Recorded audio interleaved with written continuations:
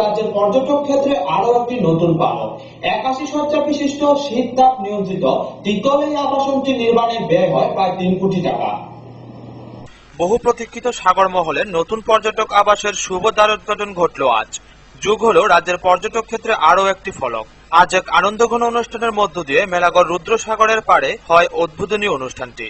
পর্যটন দপ্তরের মন্ত্রী রতন ভৌমিক ফলক উন্মোচন করে 1829 স্কয়ার মিটার জায়গায় তৈরি নতুন পর্যটক আবাসনটির উদ্বোধন করেন। মন্ত্রী রতন ভৌমিক ভাষণে বলেন, পর্যটন নিগমকে রাজ্যে একটি শিল্প হিসেবে গড়ে তুলতে সকলের সহযোগিতা চাই। আমাদের তো শিল্প কারখানা এগুলি খুব বেশি নেই, তাও শিক্ষা এবং আরক্ষা এগুলিতেই কিছু লোকের কর্মসংস্থান করানো যায়, সেটাও এখন প্রতিবন্ধকতা তৈরি হয়েছে। সবাই জানেন, চেষ্টা থাকলে পরেও, ঐকান্তিকতা থাকলে পরেও অতীতে যেরকম ভাবে আমাদের ছেলে মেয়েদের কর্মসংস্থানের সুযোগ তৈরি করা গেছে সেরকম করা যাচ্ছে না, বা করতে গেলে আর্থিক বাধার মধ্যে আমাদের পড়তে হচ্ছে। এছাড়া মেলাঘরের নির্মহলে আসা অনেক বহিরাষ্ট্রের পর্যটকদেরও চাহিদা ছিল যে একটি শীততাপ নিয়ন্ত্রিত আবাসের। 81টি শয্যা বিশিষ্ট 3তলা এই আবাসনটি তৈরিতে ব্যয় হয় প্রায় 3 কোটি টাকা। আরও উপস্থিত ছিলেন মন্ত্রী শহীদ চৌধুরী, বিধায়ক শ্যামল চক্রবর্তী, বিধায়ক তপন দাস, দপ্তরের সচিব আশুতোষ জিন্দাল, জেলা শাসক KD Chowdhury, Melaghar block chairperson Suresh Das, BDO Aniruddha Roy এবং গৌরাঙ্গ ঠাকুরতা সহ অনেকেই। এক্সপেকটেশন ওটা মাথায় রেখে কি করলে ভালো হবে, এই দুটা জিনিস আমাদের মাথায় রেখে মাস্টার প্ল্যান তৈরি করছি। আমরা আশা করছি এই মাস্টার প্ল্যানটা আমরা খুব শীঘ্রই ফাইনালাইজ করে আমাদের কাজ শুরু করব। কিন্তু এটার সাথে এই এলাকার অর্থনৈতিক উন্নয়ন হবে। একজন লোক এখানে টাকা খরচ করবেন, জিনিসপত্র কিনবেন, খাওয়া দাওয়া করবেন, কিছুদিন থাকবেন, নৌকা দিয়ে প্যালেসে যাবেন, এই সব নিয়ে এই এলাকার অর্থনৈতিক উন্নয়ন হওয়ার মুদ্রা আর্নিং এর একটা বিশাল মাধ্যম হলো পর্যটন আমাদের দেশের মধ্যে। এটা দেশেরই বৈদেশিক মুদ্রা যত বেশি আয় করা যাবে, আর্ন করা যাবে, তত বেশি সেই দেশের অর্থনৈতিক অগ্রগতি ঘটবে। পর্যটন, বাইরের পর্যটনে দেশের মধ্যে আকৃষ্ট করতে পারবো, তত বেশি বৈদেশিক মুদ্রা আমাদের আর্নিং হবে। এদেশের সামগ্রিক উন্নয়নে তাকে আমরা ব্যবহার করতে পারবো। সেদিক থেকে পর্যটন যে শিল্প আমার দেশের মধ্যে, সেই শিল্প খুবই গুরুত্বপূর্ণ শিল্প। সেই শিল্পকে আগামী। মেলাঘর থেকে তন্দ্রা লস্করের রিপোর্ট, খবর ত্রিপুরা। 10 এপ্রিল রাজ্যে বিদ্যুৎ সমস্যা নিয়ে গণধর্ণা করবে প্রগতিশীল গ্রামীণ কংগ্রেস। আজ এক সাংবাদিক সম্মেলনে একথা জানান দলের সুপ্রিমো তথা প্রাক্তন বিধায়ক সুবল ভৌমিক। আগামী 10 এপ্রিল আগরতলা ভুতুড়িয়া সিএমডি অফিস প্রাঙ্গণে গণধর্ণা করবে প্রগতিশীল গ্রামীণ কংগ্রেস। দলের সুপ্রিমো প্রাক্তন বিধায়ক সুবল ভৌমিক আজ এক সাংবাদিক সম্মেলনে এ ঘোষণা দেয়। তিনি বলেন, রাজ্যে এখন গড়ে 8 থেকে 10 ঘন্টা বিদ্যুৎ শেডিং চলছে। রাজ্যে যেখানে 230 মেগাওয়াট বিদ্যুৎ প্রয়োজন, সেখানে যোগান রয়েছে মাত্র 95 মেগাওয়াট। রুখিয়া, বড়মুড়া, রামচন্দ্রঘাট বিদ্যুৎ কেন্দ্র থেকেও সঠিক উৎপাদন না থাকায় এ সময়ে বিদ্যুতের ব্যাপক ঘাটতি চলছে রাজ্যে। তাছাড়া মনারচকে নেপকো এবং পালাটানা বিদ্যুৎ কেন্দ্র থেকেও বিদ্যুৎ উৎপাদন এ সময়ে হচ্ছে না। তিনি আরো বলেন, আবহাওয়াবিদদের মতে এবছর 42 ডিগ্রি ছেড়ে যাবে তাপমাত্রা। অনেক গ্রামীণ এলাকায় সারাদিনও বিদ্যুতের দেখা পাওয়া যায় না। সব মিলিয়ে বিদ্যুতের এই ঘাটতি না মেটাতে পারলে জনজীবনে ব্যাঘাত ঘটবে অনেক কিছুই। দুর্বিষহ অবস্থা, নাবিশ্বাস হতে গেছে মানুষের রাজ্যে লোডশেডিং। 10 থেকে 12 ঘন্টা লোডশেডিং হচ্ছে। আশ্চর্য, সরকার নীরব। অথচ এই রাজ্যে লোডশেডিং হওয়ার কথা না, কারণ এখানে গ্যাস সারপ্লাস গ্যাস পাওয়া যাচ্ছে। সেখানে গ্যাস বেসড পাওয়ার প্রজেক্ট করে সেখানকার মানুষকে রিলিফ দেওয়া যায়। অথচ এই রাজ্যে বিদ্যুৎ উৎপাদন হচ্ছে, বিদ্যুৎ বিক্রি করে দেওয়া হচ্ছে, কিন্তু বিদ্যুৎ পিক আওয়ারে যেখানে 230 মেগাওয়াট প্রয়োজন, সেখানে রাজ্য সরকার মাত্র 95 মেগাওয়াট পাচ্ছে। ব্যুরো রিপোর্ট, খবর ত্রিপুরা। 3 দিনের মাথায় আগরতলা জিবি হাসপাতালের চিকিৎসার গাফিলতিতে আবারও এক রোগীর মৃত্যুর অভিযোগ উঠেছে। মৃত রোগীর পরিবারের পক্ষ থেকে থানায় একটি মামলাও করা হয়। 3 দিনের মাথায় আগরতলা সরকারি মেডিকেল কলেজ জিবি হাসপাতালে চিকিৎসার গাফিলতিতে গতকাল আবারও এক রোগীর মৃত্যুর অভিযোগ উঠেছে। মৃত রোগীর নাম তাজু মিয়া, বাড়ি বিশালগড় থানাধীন অরবিন্দনগরে। চিকিৎসার গাফিলতিতে রোগীর মৃত্যু হয়েছে বলে পুলিশে এফআইআর করা হয়। জিবি ফাঁড়ির পুলিশ মৃতদেহ ময়নাতদন্ত করার জন্য মর্গে পাঠিয়ে দেয়। আজ মৃতদেহের ময়নাতদন্ত করা হবে। গত শুক্রবার জিবি হাসপাতালে রূপা চক্রবর্তী নামে এক রোগিনীর মৃত্যু নিয়েও পরিবারের সদস্যরা চিকিৎসার গাফিলতির অভিযোগ তুলেছিলেন। শোকাহত পরিবারের তরফে হাসপাতালের চিকিৎসার গাফিলতিতে এই রোগিনীর মৃত্যু হয়েছিল বলে অভিযোগকে কেন্দ্র করে হাসপাতাল ব্যাপক রণক্ষেত্রের রূপ নিয়েছিল। জুনিয়র ডাক্তারদের হাতে শোকাহত পরিবারের সদস্যরা হাসপাতালে ব্যাপকভাবে প্রহৃত হন। কিন্তু দুদিন আগের এই ঘটনা নিয়ে রাজ্য জুড়ে যখন আলোড়ন উঠেছে, ঠিক তখন গতকাল আবারও সেই চিকিৎসার গাফিলতিতেই জিবি হাসপাতালে ওই রোগীর মৃত্যুতে হাসপাতালের চিকিৎসা পরিষেবা নিয়ে বড়সড় প্রশ্ন উঠেছে। হাসপাতাল ও পুলিশের এফআইআর মূল্যে জানা গেছে, বিশালগড় থানাধীন অরবিন্দনগরের বাসিন্দা তাজু মিয়া বাড়ির একটি তোড়া গাছে উঠেছিলেন। তখন সকাল 6টা। আচমকা তিনি গাছ থেকে নিচে মাটিতে পড়ে যান। তাতে তার কোমরে আঘাত লাগে। বিশালগড় প্রাথমিক স্বাস্থ্য কেন্দ্র থেকে তাকে জিবিতে পাঠানো হয়। সকাল 8টা নাগাদ জিবিতে এনে তাকে ভর্তি করা হয়। অস্থি বিভাগের 2 নং ইউনিটে ভর্তি করা হয়। চিকিৎসকরা তাকে দেখেন। তাজু মিয়ার কোমরের এক্সরে করা হয়, কিন্তু তারপর তাজু মিয়ার কোমরের দিকে বেলা 12:30টা নাগাদ ওয়ার্ডে কর্মরত একজন নার্স একটি ইনজেকশন দেন। ট্রামাডল নামে ব্যথা কমানোর ইনজেকশন দেন নার্স। কিন্তু রোগীর পরিবারের তরফে হাসপাতালে রোগীর দেখভালে উপস্থিত সদস্যরা অভিযোগ করেন, এই ইনজেকশন দেওয়ার 5 মিনিটের মধ্যে তাজু মিয়ার দেহ নিথর হতে থাকে। 10 মিনিটের মধ্যে মৃত্যুর কোলে ঢলে পড়েন। তাতেই রোগীর আত্মীয়রা হতচকিত হয়ে পড়েন। ব্যথা কমানোর ইনজেকশন দেওয়ার পর কেন 10 মিনিটের মধ্যে রোগীর মৃত্যু হলো তা নিয়ে শোকাহত ও ক্ষুব্ধ রোগীর আত্মীয়রা সঠিক ইনজেকশন না দেওয়ায় এবং চিকিৎসার গাফিলতিতে রোগীর মৃত্যু হয় বলে ক্ষোভে ফেটে পড়েন। তাদের দাবি, ইনজেকশন দেওয়ার আগেও তাজু মিয়া কথা বলেন। তাদের প্রশ্ন, কি এমন হলো যে ইনজেকশন দেওয়ার 10 মিনিটের মধ্যে মৃত্যুর কোলে ঢলে পড়েন তাজু মিয়া? তারপর এখানে নিয়ে আসি, তারপরে এখানে পুরো সুস্থ ওর সাথে কথা বলেছেন। তারপর আমি এখান থেকে গেলাম বাড়ি। তারপরে সুস্থ হয়ে বলছে ঠিক আছে তুই যা, পরে আয় আমার ফোন করি, এরকম বলছে। তারপরে আর্থিক লেনদেন নিয়ে দুই পরিবারের সংঘর্ষে আহত হন 4 জন। ঘটনা সোনামুড়া থানা এলাকার ময়নামাতে। আহত 4 জন বর্তমানে জিবি হাসপাতালে চিকিৎসাধীন। পুরনো আর্থিক লেনদেন নিয়ে ঝগড়া দুই পরিবারের মধ্যে। ঘটনায় গুরুতর জখম 4 জন জিবি হাসপাতালে ভর্তি রয়েছে।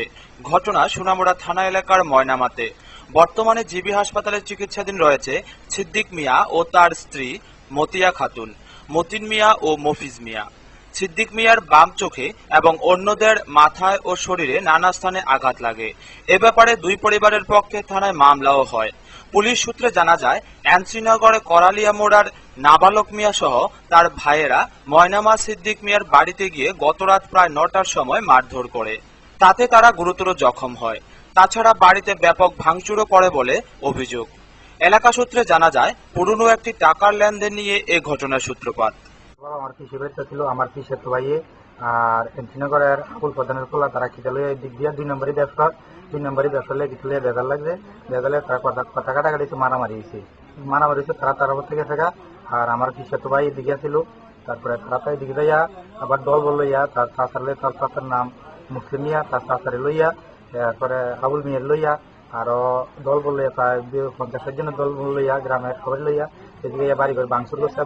বন্দুক লই আইছে, পিস্তল লই আইছে, তারপরে সেনিটিন লই আইছে। আইয়া আমার বাবারে খুব মারছে আর বাড়ি সবাই মারছে, বাড়ি ঘর দর ভাঙচুর করছে।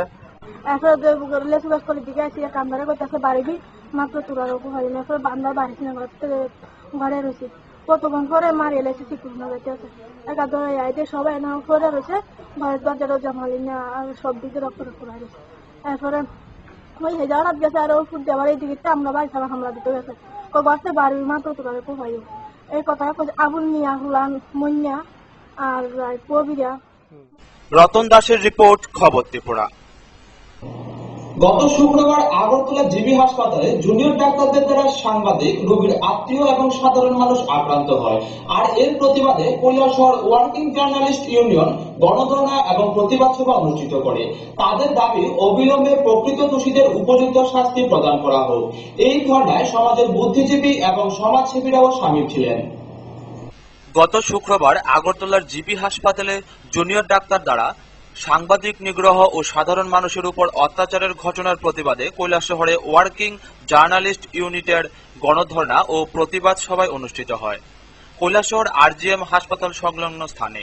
এই ধর্ণা সভায় কৈলাসহর মহকুমার বিভিন্ন পত্রিকার ও ইলেকট্রনিক চ্যানেলের সাংবাদিক সামিল হন। বুদ্ধিজীবী মহল এই সভায় অংশগ্রহণ করে জুনিয়র ডাক্তারদের এহেন আচরণের প্রতিবাদ করেন। এই সভায় কৈলাসহর রামকৃষ্ণ মহাবিদ্যালয়ের অধ্যক্ষ তথা কৈলাসহরের বিশিষ্ট সমাজসেবিক অমৃত ভট্টাচার্য, কৈলাসহর মার্চেন্ট অ্যাসোসিয়েশনের সম্পাদক অনিল পাল সহ বিশিষ্ট ব্যক্তিত্বরা সাংবাদিকদের এই গণধর্ণায় এসে সামিল হয়ে এই ঘটনার নিন্দা জানান। সাংবাদিক অনুপম ভট্টাচার্য বলেন, গত শুক্রবার জিবি হাসপাতালে রোগীর আত্মীয় স্বজন ও জুনিয়র ডাক্তারদের মধ্যে সংঘর্ষের খবর পেয়ে পেশাগত দায়িত্ব পালন করতে যান সাংবাদিকরা। সেই সময়ই জুনিয়র ডাক্তাররা চিত্র সাংবাদিক ও সাংবাদিকদের উপর আক্রমণ চালায়। সংবিধানের চতুর্থ স্তম্ভে সাংবাদিকরা রয়েছেন। জুনিয়র ডাক্তাররা সংবিধানের চতুর্থ স্তম্ভের উপর আক্রমণ চালিয়ে সংবিধানকে কলুষিত করেছে। এই ঘটনা ত্রিপুরা রাজ্যের ইতিহাসে কলঙ্কজনক। তাই জুনিয়র ডাক্তারদের মধ্যে যারা এই ঘটনার সঙ্গে যুক্ত তাদেরকে অবিলম্বে আইনি শাস্তি প্রদানের দাবি তিনি করেছেন। তারা যখন ফটো তুলছিলেন তখন তাদের উপর আক্রমণ সংঘটিত হয়। সাংবাদিকদের বেধড়কভাবে আক্রমণের শিকার হতে হয়। সাংবাদিকদের ক্যামেরা ছিনতাই করা, ক্যামেরাকে ভেঙে ফেলা, রড এবং সবচেয়ে মারাত্মক যে বিষয় যে জিবি হাসপাতালের বহুতলের যে দালান বাড়ি থেকে ইট বৃষ্টি শুরু হয় এবং ইট বৃষ্টির আঘাতে সাংবাদিকরা জখম হন এবং বিভিন্ন স্থান থেকে যে রোগীরা ছিলেন তাদের যারা পরিজনরা ছিলেন, পথচলতি মানুষ ছিলেন, যারা চিকিৎসার জন্য হাসপাতালে আসছিলেন তাদের উপরে আক্রমণ সংঘটিত হয়। সমাজসেবিক অমৃত ভট্টাচার্য বলেন, ডাক্তারদের সাধারণ মানুষ ভগবান মনে করেন। জুনিয়র ডাক্তাররা যেভাবে রোগীর নিকট আত্মীয় সাংবাদিক ও সাধারণ মানুষের উপর আক্রমণ করেছে তা অত্যন্ত নিন্দনীয়। শিক্ষিত সমাজে এই ধরনের আচরণ মেনে নেওয়া যায় না। তাই দোষীদের চিহ্নিত করে তাদের বিরুদ্ধে আইনি পদক্ষেপ নেওয়ার দাবি তিনি করেন। যাদেরকে আমরা মনে করি এই দুনিয়ার বুকে যারা আমার জীবনটাকে মৃত্যুর হাত থেকে বাঁচিয়ে রাখেন, সেই সমস্ত ভাবি ডাক্তারদের কাছে, সেই সমস্ত ভাবি ইন্টার্নদের হাতে মানবতা আক্রান্ত হয়েছে। এর প্রতিবাদে, এর নিন্দা সভ্য সমাজের কোন ভাষা আছে আমাদের জানা নেই। আসলে প্রেসের ইতিহাস যদি আমরা দেখব প্রেস মানুষের পক্ষে কথা বলে সময়ের দর্পণ হিসেবে কাজ করে বারবার যারা এই দর্পণের বিরুদ্ধে যায়, যারা প্রতিচ্ছবির বিরুদ্ধে যায় তাদের দ্বারা আক্রান্ত হয়। কিন্তু ত্রিপুরার এই ঘটনাটা এই নির্বাচন উত্তর একটা পরিস্থিতি যখন অন্যরকম সন্ত্রাস কিছু কিছু তৈরি হয়েছিল, সরকার যখন সেগুলিকে দমন করছেন, বন্ধ করছেন, শান্তি সুস্থির পরিবেশটাকে বজায় রাখতে চাইছেন, তখন জিবি হাসপাতালে এরকম ঘটনাটা আমাদের সকলের কল্পনার বাইরে ছিল। কৈলাসহর থেকে প্রিয়তুষ দাসের রিপোর্ট, খবর ত্রিপুরা। আমবাসা মহকুমার উত্তর নালিছড়া উচ্চ বিদ্যালয়ের প্রবেশদ্বারের সামনে 2009 সালে পথ চলা শুরু করে তফসিলি ছাত্রীনিবাসটি, কিন্তু বর্তমানে পানীয় জল থেকে শুরু করে নানা সমস্যায় জর্জরিত এই ছাত্রীনিবাস। আমবাসা মহকুমাধীন উত্তর নালিছড়া উচ্চ বিদ্যালয়ের প্রবেশদ্বারে 2009 সালে পথ চলা শুরু করে তফসিলি ছাত্রীনিবাস। বর্তমানে এই হোস্টেলে 50 জন ছাত্রী রয়েছে। নানা সমস্যায় জর্জরিত এই ছাত্রীনিবাসটি, কিন্তু প্রধান সমস্যা পানীয় জলের। হোস্টেলে পানীয় জলের জন্য যে মোটর রয়েছে তা শুধুমাত্র নাম কায়স্তে। বছরের বেশিরভাগ দিনেই ওই মোটর নষ্ট থাকে। আর ছাদে যে জলের ট্যাঙ্ক রয়েছে তাতে পলিমাটির অবস্থান। সেখানে DWS দপ্তরের পক্ষ থেকে যে জল দেওয়া হয় তাতে 50 জন ছাত্রীর কিছুই হয় না। হোস্টেলের দায়িত্বে রয়েছে আরতি পাল। তিনি জানান, দীর্ঘদিন ধরে পানীয় জলের সমস্যা বিদ্যালয় কর্তৃপক্ষ জানিয়েও কোনো লাভ হয়নি। কতদিন ধরে রেখেছেন এখানে? কতদিন যাবত আসছি, 4 বছর যাবত। কি নাম আপনার? জলের কি সমস্যা আছে? জলে তো অনেকদিন যাবত জলের সমস্যা, ঠিক করা হয়, মোটর আবার নষ্ট হয়, আবার নষ্ট হয়, আবার ঠিক করা হয়। ঠিক করানো হয়, ভালো করা নষ্ট কদিন ধরে চলতেছে? ও বছর খানেক যাব। আপনি কি জানেন? জানানো হয়েছে, ঠিক করানো হয়। DWS থেকে জল দেয়, DWS থেকে যে জল দেয় এই জলে হয় না। কেন হয়েছে আপনার অসুবিধাটা কি? মা মানে কম জল হয় তো বাচ্চারা স্নান সব খাওয়া দাওয়া সবকিছু তো হয় না। ছাত্রীরা জানায় পানীয় জলের সমস্যার কথা। একাধিকবার উপর মহলে জানানোর পরও ফলাফল শূন্য। মানে যেদিন পারে না তারা কারেন্ট থাকে না তো দিনে 2বার দেয় আর নাইলে 1বার দেয়। এই জল হয়নি না? হয় মানে আপাতত তো যেমনি ওখান মানে ইয়ে করে নিয়ে তোমরা হোস্টেলে মোটরের ব্যবস্থা আছে নাকি? আছে এটা আগে ঠিক আসলো অনেক মানে এটা বারবার নষ্ট হইতেছে আর ঠিক করতেছে এটা অনেক। মোটরের জলটা ভালো নেই? না গুলা উঠে আগে ভালো হতো। এটা দিয়ে কি ইউজ করতে পারেন না জলটা? না অনেক ইউজ করেন যায় জল উঠলো। তোমরা জল খাও কোথা থেকে এমনিতে? এমনিতে ওই যে জল দেওয়া হয় এই জলটি আমরা ফিল্টার মধ্যে ফেলে ওটা নষ্ট হয়ে গেছে। কতদিন যাবত নষ্ট হয়েছে? 10-12 দিন এখন আর ভালো চলে না। কতদিন ধরে এমন? তো 10-12 দিন।